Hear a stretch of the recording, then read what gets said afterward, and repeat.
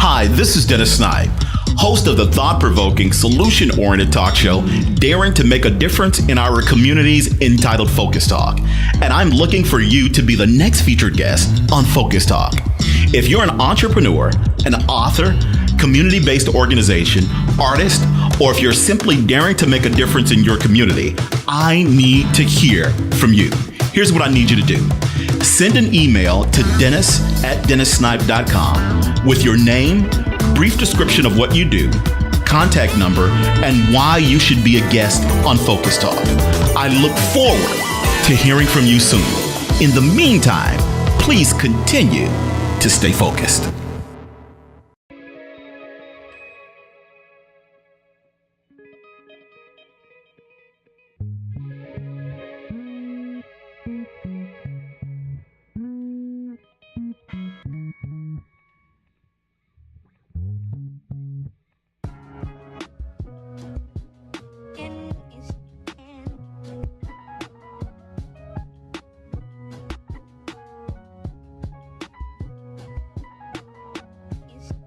You're in tune to Chicago's most popular college music radio station. 89.3 is WKKC. This is Focus Talk, the thought-provoking, solution-oriented talk show daring to make a difference in our communities.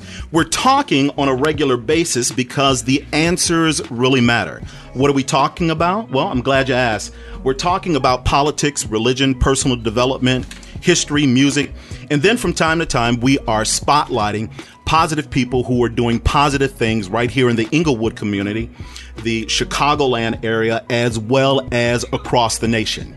I am your host, Dennis Snipe. Joining me in the studio today is Minister Ishmael Muhammad and Dr. Wesley Muhammad. Gentlemen, welcome to the show. Thank you for having us. It's an honor and privilege to be here and on your show. It is a pleasure to have you here and to talk a little bit about various things and to give our listeners some insight. Now, Minister Muhammad, give me some information as to your role with the Nation of Islam. I have the great honor and privilege of serving as the Student National Assistant Minister to the Honorable Minister Louis Farrakhan. And in that role and function and capacity, I have the responsibility of helping to oversee our many mosques and study groups throughout the country in Central America, the Caribbean, and beyond. And I have the great honor and privilege of speaking every Sunday on behalf of the Honorable Minister Louis Farrakhan from our headquarters mosque right here in Chicago on 73rd in Stony Island. And this webcast is broadcast worldwide every Sunday at 10 a.m. So that, I guess, is capsulizes some of my responsibilities, but I'm very honored to have the privilege to serve. Yes, sir. Yes, sir. Dr. Wesley, what is your role with the Nation of Islam? To help the Honorable Brother Minister Louis Farrakhan and his Student National Assistant Minister, Minister Ishmael, here at headquarters in Chicago to assist in doing the work. What the role and the obligations and the work that Brother Minister Ishmael just described. Yes, sir. I am here to help the Honorable Minister Louis Farrakhan execute that. All right. Now, gentlemen, I'm going to get right to the heart of things, and we can talk back and forth. And please give me your opinion, or as my father would say, the funk uncut, as it relates to various things that are going on in our community. At this particular time, we're going through a situation as to the blame game. The violence in Chicago has reached an epidemic proportion, or a pandemic proportion.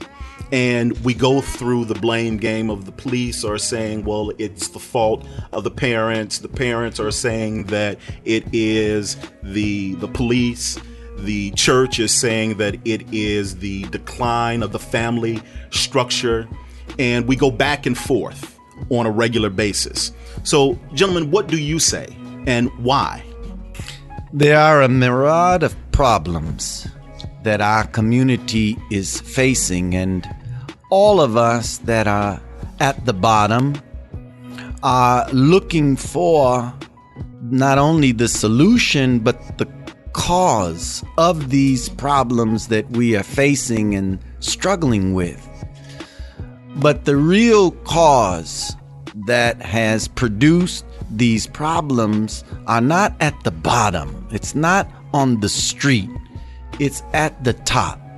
It comes from the highest levels of a government that we have put our trust in, but has failed us. And since we want truth and we want to speak nothing but the truth on these airwaves to our people, we have to know as a community and as a people what the conspiracy is that is ill affecting us as a people. So this problem is created by those in power. Victor Hugo said that Dr. Martin Luther King quoted him, and I don't have it exactly, and maybe my dear brother can remember it. You know, sins are committed. And Victor Hugo said, you know, it is the darkness that's responsible for producing the sins that are committed.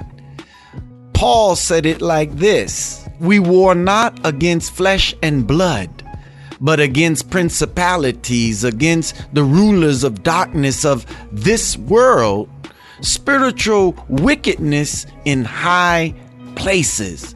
So everybody in the blame game is looking to put that blame on the little man and the little brother that's in the street, so we can condemn our brothers in the street for the killing and the crimes that they are doing and the evil that is being perpetrated and done by us on us.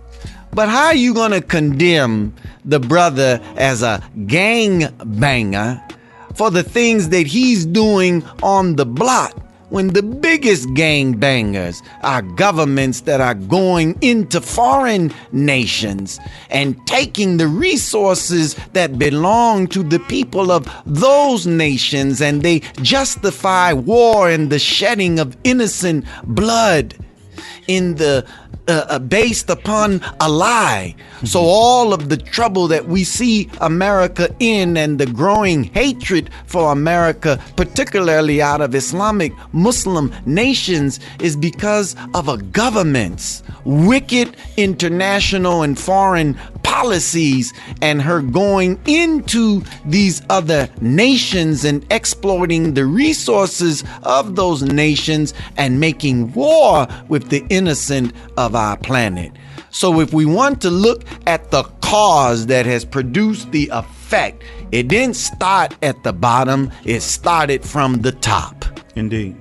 So if it is that simple, just to basically look at the situation and analyze it and say that it's coming from the top down, and that it's not necessarily the individuals who are trying to live, who are trying to make a way for their families, isn't it just that easy to eradicate it?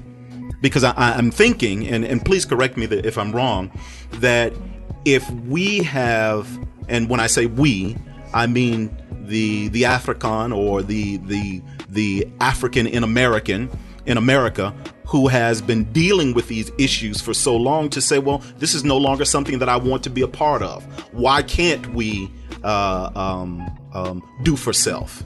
Why can't we love one another and be able to eradicate the situation? It would seem that it's easy. So what's happening in the meantime that we're still experiencing these issues after so many years? It seems as though that we should be able to get the message immediately and move forward.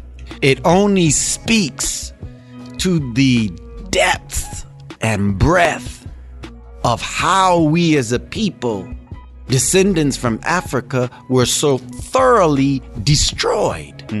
We were not just brought into physical slavery. Slavery has been around on our planet for many, many, many centuries. But when it came to the black man of Africa being brought into the Western Hemisphere, we were robbed of our names. Our culture was taken from us. Our religion was taken from us. Our concept of God was stripped from us. So when you strip a man of his name, his language, his culture, his religion, his concept of God, his moral values, you have in effect destroyed that person and destroyed that people. So why has it taken us so long? Because you're dealing with a slave mind. So you have to break up a slave mind that has been programmed and conditioned to constantly look and depend on the master for his basic necessities. He doesn't know how to do for self because he was never taught to do for self. So when we were set free, the Emancipation Proclamation, the Honorable Elijah Muhammad said they gave us a half a freedom because they never gave us the tools by which we could exercise that freedom. So we were never given freedom. We were only liberated from servitude or liberated from one condition of slavery only to be put into another form of slavery. But the mind was never repaired. The mind was never restored. And we have never been given an education that would allow us to do for self, create for self. And that's why the Honorable Elijah Muhammad taught us that a man that mistreats you, you can't expect him to teach you, right? So what we've been struggling with, particularly in the last 150 plus years of so-called freedom, is to try and break up the old mind that is a slave mind and break the curse of Willie Lynch that disallows us as a people to unite because of self-hatred, distrust, envy, and fear. These were the tools that Willie Lynch said that they installed so effectively on black people that every time that we try to make progress, every time that we reach for our brother and sister to do something positive and constructive for self and our people, the distrust that we have, the suspicion that comes up in our hearts for one another, the hatred and the fear of our enemy disallows us to really take a free, independent step to do something for ourselves like other intelligent and civilized people on our planet. So this is a process, and I respectfully say the only effective process in destroying that mind and making a new mind in our people is the teachings of the Honorable Elijah Muhammad as taught by Minister Farrakhan. Dr. Wesley, you speak in your work about the black man being God. Yes, sir. Explain that concept to me. Well, be clear. Dr. Wesley doesn't speak about the black man being God. The Most Honorable Elijah Muhammad revealed to the black man and woman in America that the black man is God. And I learned it from the Honorable Brother Minister Louis Farrakhan. So I'm just a student reciting the lesson of the teacher. So yes, the black man is God, but of course, in our current state, we are dead gods, one can say. The situation that Brother Student Minister Ishmael so clearly pointed out, the issue of our victimization by the Willie Lynch syndrome, the crab in the barrel mindset that we have that's preventing the progress that you're asking, why haven't we made it yet? It's a top-down problem. Just as the Society's problem is top down, meaning those on top are imposing. But with black people, we have a top down problem, meaning we have brain damage. We are literally a brain damaged people. So all of the lack of progress is because we literally need to be mind fixed. Mind fixed. And that's what the truth of the black man as God can help facilitate. So gentlemen, my question is, if there is the idea of the black man being God, and if I am Pookie or Ray Ray, and I have that different mentality, how do I get to my heritage? How do I get to that particular point? If I'm in the hood now, I'm dealing with life as it comes, whatever it is, and I just hit the bricks. I'm trying to deal with the fact that I can't get a job because now I'm a convicted felon. There are certain places that I can't go because I'm a convicted felon. There are certain individuals I cannot even hang out with because I'm a convicted felon. So if I haven't any skills, if I don't know how to create a resume, if I don't know, if I don't have the personable skills to be able to talk for myself so that I can achieve employment, how can I possibly get to what it is that you talk about me being a God? I don't understand that concept. And then to be able to get there so that I can utilize that, and then most importantly, be able to help the other brothers who are going through the same situation that I've gone through, and I'm trying to get to the next level. What do I do? I certainly would like my brother, Dr. Wesley, to comment on it. The concept of God. God means force and power. So when we say the black man is God, it is saying what you possess of power and force from the Creator. Mm-hmm. The concept of God has been falsely represented to us, and unless you know the scriptures and are able to identify those scriptures or passages that really inform you in the plainest language that you are God, because David the psalmist said it, ye are all gods. So the Honorable Elijah Muhammad only revealed the truth that is found right in the scriptures. Ye are all God's children of the Most High God. And then you find God making a man according to the book of Genesis. He makes him in his image and after his likeness. So how could you be thinking or relating to a God to be anything outside of yourself? So you're looking to what? Space for a God? You're looking to the air? You're looking to the wind? So once we understand that God is real and that we have that potential, as you just said, to become God in the fullest sense of being a possessor of knowledge, wisdom, understanding. But Pookie and Ray Ray first need to know who they are a descendant of, because it's all coded in the DNA.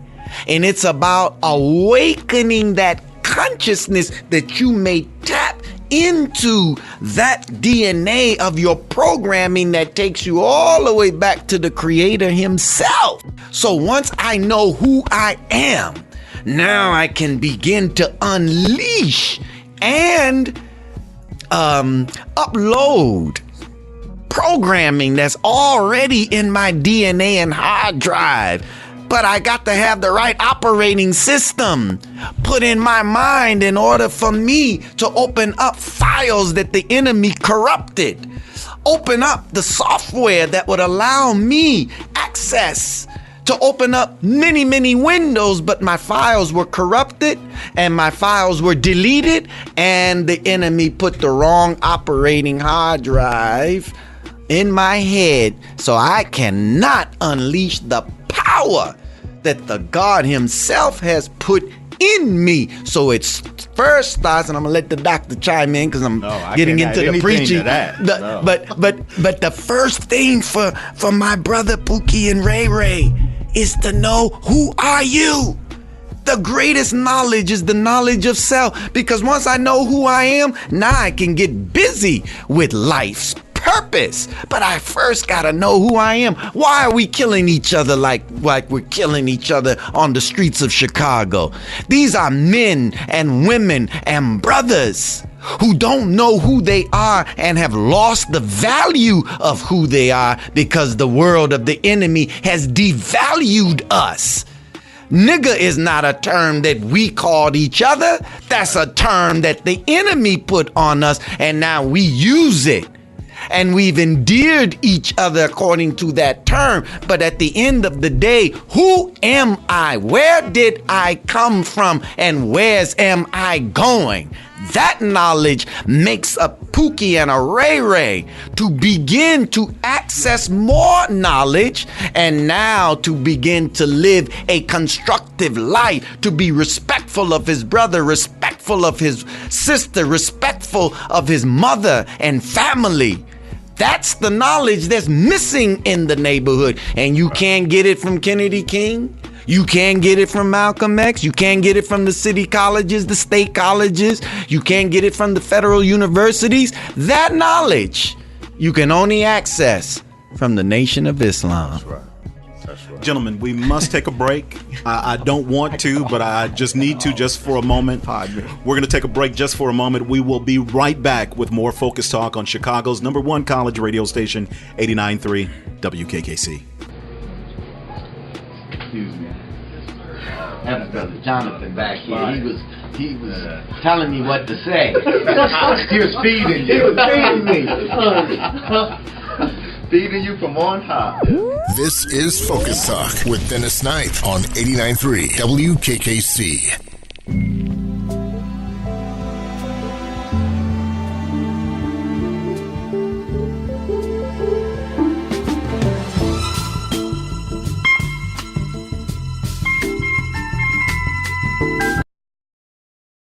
Hi, this is Dennis Snipe, host of the thought-provoking, solution-oriented talk show, daring to make a difference in our communities, entitled Focus Talk.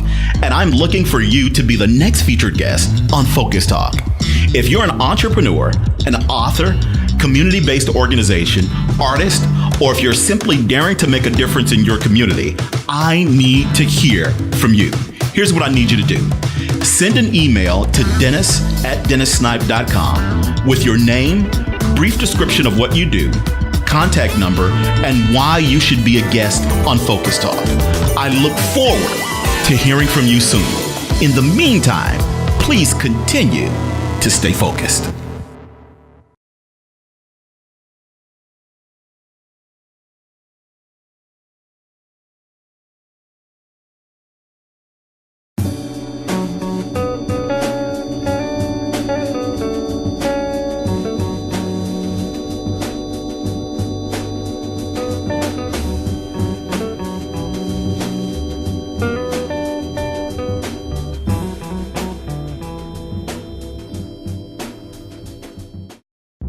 Joe. Blackula.